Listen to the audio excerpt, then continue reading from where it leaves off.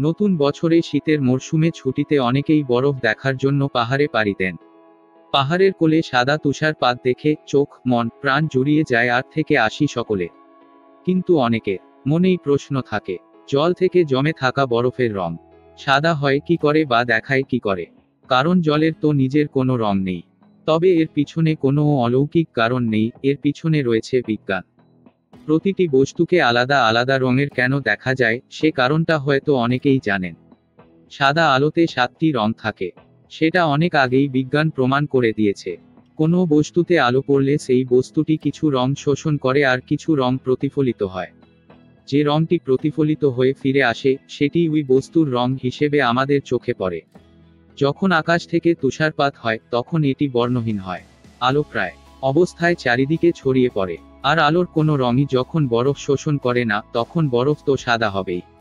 উদাহরণস্বরূপ বলা যেতে পারে সবুজ পাতার কথা। গাছের পাতা সূর্যের 7টি রঙের 6টি শুষে নেয়। বাকি একটি রং অর্থাৎ সবুজ রংটি প্রতিফলিত করে। তাই আমরা পাতাকে সবুজ রঙের দেখি, তবে সব গাছের পাতার ক্ষেত্রে হয় না। এই রকম ভিডিও পেতে আমার চ্যানেলটাকে সাবস্ক্রাইব করুন এবং পাশে থাকা বেল আইকনটি প্রেস করে দিন সবার আগে আমার ভিডিও পাবার জন্য।